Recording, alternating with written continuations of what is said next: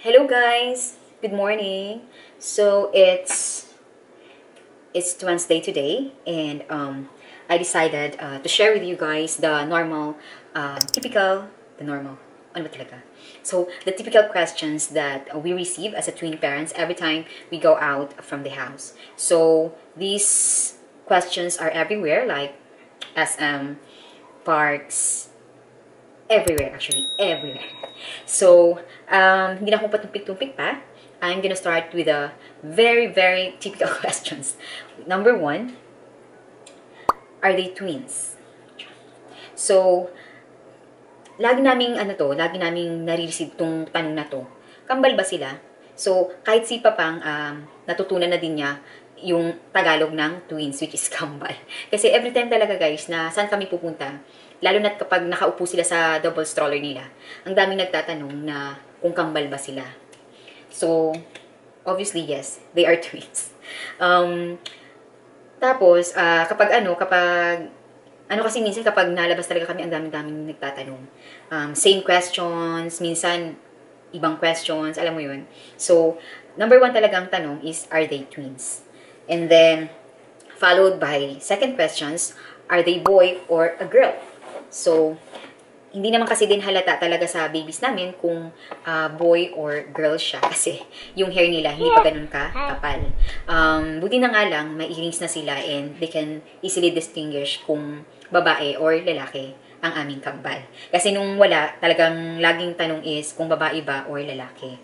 So, yon. And then, number 3 questions. Are they, did you deliver it as vaginal or C-section? So, sa ibang country guys, medyo personal tong question na to. But here in the Philippines, this is a very normal questions or conversations between moms. Minsan, nasa shock si Daniel kapag may nagtatanong sa akin ng ganun. Lalo na mga stranger, kapag tinatanong ko kung CS ba or yun nga, kung normal delivery. So, yes, it's CS po. To answer the questions, yes, CS po ako and I deliver my twins at 8 months. So, medyo siya, premature. So, isang buwan lang naman yung kulang. So, yun. And then, next question is, did twins run in your family? So, lagi ko din tong nare-receive tong tanong na to. Kung meron bang kambal sa pamilya namin. Or sa asawa ko. So, sabi ko, kasi sa mga nakakakilala sa akin, alam nyo naman, or kung mapapanood nyo yung mga past vlog ko, nag-take talaga kami ng IVF. And nagkataon kasi guys na dalawa yung na-transfer na embryo sa aking uterus. And basically, yung isang embryo ay talagang pang-backup lang, sabi ng aming doctor. Kasi yung isang quality ng embryos are hindi ganun ka very good baga. Kumbaga hindi niya na reach yung kanyang percentage na perfect siya kumbaga na to implant. So, sa awa naman ng Diyos, nag-survive yung dalawang embryo. So, yeah, kaya minsan kasi pag may nagtatanong kung kung may kambal ba sa pamilya nyo, sinasagot ko na lang ng wala, siguro nagkataon lang. Kasi before, pag sinasabi kong IVF, yung ibang tao are not familiar kung ano yung IVF. Tapos kung meron man, ang haba pa ng conversation. Guys, maglilinis lang ako ng face habang ako ay nagkikwento dito. So, yun, sa mga stranger ko lang naman sinasabi yun na siguro nagkataon lang na kambal yung aming anak. So, yun. And then, next, number 5 na. Ano number 5 na? So, number 5 ay, are they identical or fraternal? So, minsan kasi, tinatanong nila kami kung ano daw yung pinagkaiba nila. So, sinasagot na lang namin na they are fraternal, they are not identical. So, madali lang makita yung difference. Tingnan nyo lang yung mata ni Seren at saka yung mata ni Tala. Kasi yung mata ni Seren ay talagang nagmana sa daddy niya, ayan. And then si Tala naman sa kanyang mommy. So, yun yung difference talaga na kung sa mga stranger pa, kung gusto mong makita agad yung difference, doon na lang, yung mata na lang yung tingnan nyo guys. So, yeah. Next question is number 6. Ano ba ang pakiramdam na may baby at the same time? So, since first time parents ako guys, and alam niyo naman na matagal ko na din talagang hinihiling or namin ni Papang na magka-baby. Oo, masaya. Sobrang happy kami and blessed and grateful na naging success nga yung IVF namin for the first time. And um, full of blessing lang talaga nung nalaman namin na magkaka-baby kami. Siguro ngayon, since 11 months old na si Seren and Tala, siguro masasabi ko na ano ba yung pakiramdam na may dalawang anak at the same time, tapos same age, ganyan. Mahirap siya guys, oo, mahirap. Kaso, not kaso, mahirap siya, pero pag nakita mo namang nakangiti yung mga anak mo after all the chaos, mawawala na. Like, lalo na kapag, kinikiss ka nila. Kasi marunong na silang mag-kiss ngayon eh. Like, they know na how to out their emotions. So, it's really nice, that feeling. Yun yung talagang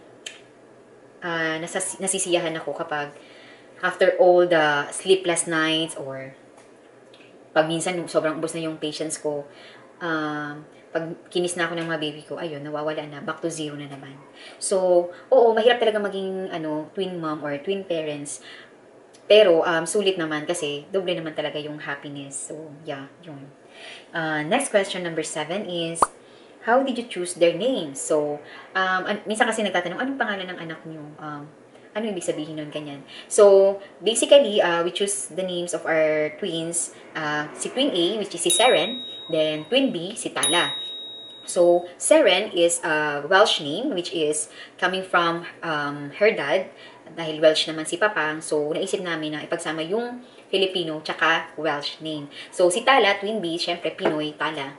So, then Seren. Pero alam nyo guys, ang twist doon, isa lang sila ng meaning, which is bituin. So, yeah, yon, Seren and Tala. Kumbaga, bituin na walang ningning. Ay, may ningning syempre. So, yun yung reason or background na na-choose namin yung name nila. And by the way, may second name pala sila guys. Ganun pa din. So, like for example, si Seren Isla. So, Seren Isla, pinagsama talaga namin yung British or Welsh name na and Filipino name. So, yung second name ni Seren is Filipino or Pinoy. So, isla, so islands. Since marami namang isla dito sa atin or islands, kumbaga, I love islands din kasi talaga. I love beaches. Kung sa mga nakakilala sa akin dyan, yan. Nakalimutan ko na maglinis ng mukha. So, yun. Tapos, si Tala naman, yung second name niya, syempre British, which is Tala Isabel. So, yun. Dalawa naman kami ni Papang nakaisip ng mga names ng baby namin. So, syempre, yung sa Welsh or sa British side, siya yung nag-isip, siya yung nagpili. Then, ako naman yung sa Filipino side. So, lagay lang ko ng toner. So, next question. Guys, I have only 12 questions here and these are the most typical questions talaga na nare-receive namin. So, I just wanna share this with you. Wala lang. Mema lang. So, number 8 is, don't you have a nanny? Wala ka bang katulong? Wala kang kasama. Yan yung lagi kong naririnig guys. Siguro kapag nakita nila kami na lumalabas, tapos wala akong nanny, ewan ko ba, siguro dito sa atin sa Pilipinas, normal talaga na may nanny, no? Lalo na kapag may afam, siguro. Pero kasi guys, napag-usapan namin ito ni Papang before. Nung nag-work pa ako, iniisip namin kung mag-resign ba ako o mag-hire kami ng katulong or yaya. Pero sabi ni Papang, ang talagang masasuggest niya ay mag-resign ako kasi nag-IVF kami, tapos ipapabantay ko lang sa ibang tao, which is parang wala namang sense talaga yung IVF namin, di ba? So, ayun, nag-resign ako sa work and I choose to be a full-time mom. Tapos si Papang na lang yung nag-work. So far okay naman yung yung setup namin ni Papang. So, ayaw ko rin talagang mag-hire ng nanny kasi uncomfortable ako, guys. Tapos si Papang naman, hindi siya sanay na may ibang tao sa bahay. Like, nasanay na lang kasi siya na dalawa lang kami, ganyan. So, on that note, kailangan niya din akong tulungan minsan sa gawaing bahay or pagbantay sa bata. So, wala talaga kaming nanny guys. Talagang kami lang talaga ni Papang ang nag-aalaga sa mga anak namin. Which is, maganda naman talaga kasi nakikita namin yung milestone ng aming mga anak. And minsan lang naman to, di ba? Yung trabaho nandyan lang naman. Oo, mapag-iiwanan ako ng mga latest update or latest ano na ngayon sa ating, what we call this? So, work, ganyan, kung ano yung latest. Pero napag-aaralan naman yun, diba? So, pero yung anak mo, minsan lang yan. So, yun din yung nakukuha kong mga advice sa ibang mom na masarap talaga kapag natutukan mo yung mga anak mo. And also, isa pang point ni Papang is, kapag yung nani naman ang magbabantay or yaya sa mga anak mo, baka mas maklose sila doon sa yaya kesa sa inyong dalawa.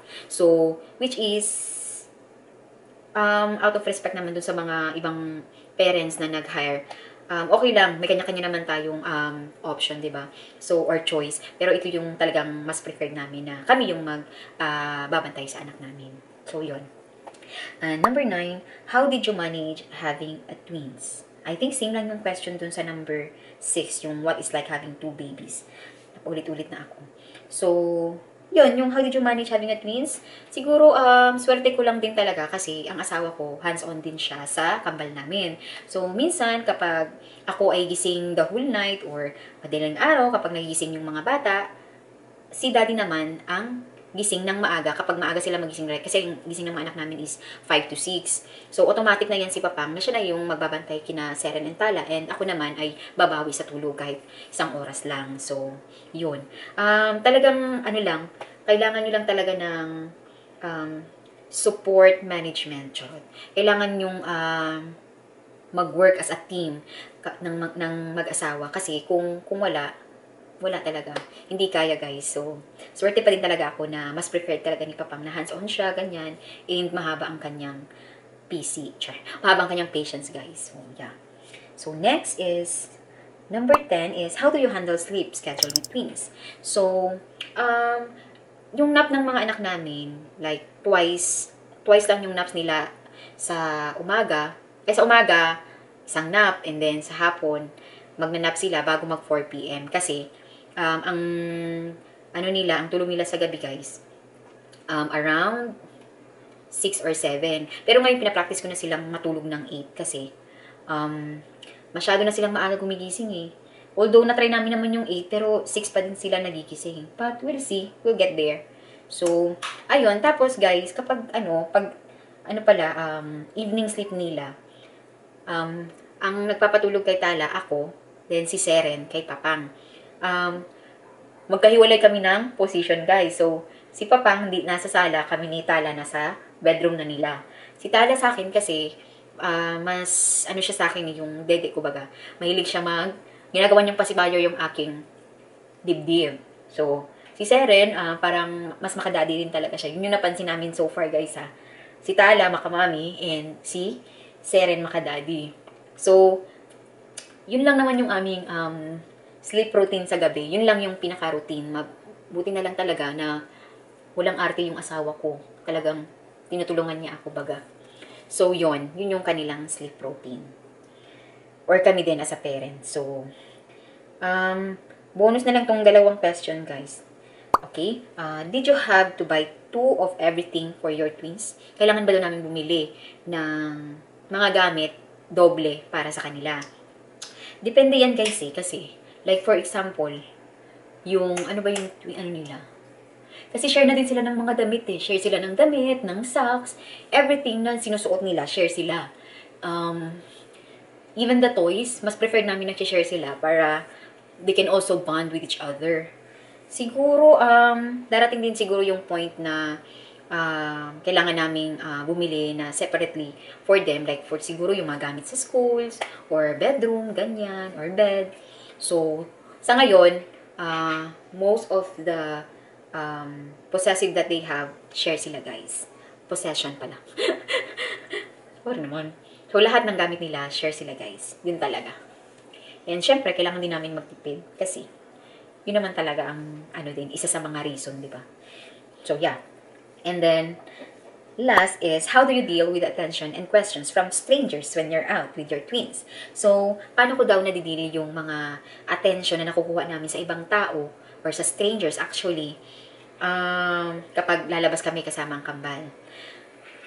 Okay naman kasi actually, maganda din siya sa akin kasi wala akong kausap dito sa bahay, guys. So, pag nasa labas kami, okay na yung yung may nakakausap ka baga, or minsan lang, makulit lang talaga. Kasi paulit-ulit lang yung questions, like, are they twins? Yung ganon. Yung mga typical questions talaga na paulit-ulit lang.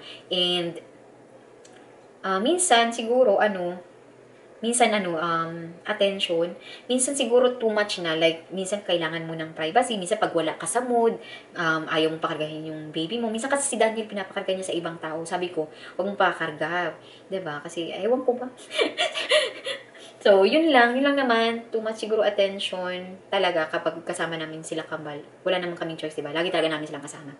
So, yun lang guys ang aking masishare na typical questions na nare-receive namin kada labas namin kasama sila kambal. So, yun lang. Kung meron kayong questions dyan, please comment below. Kung ano man, although marami pang questions guys na hindi ko na isama dito dahil nga ang content na to ay typical questions lang. So, I'll end this video na kasi parang narinig ko na yung anak ko sa background. So, pupuntahan ko na sila. Bye!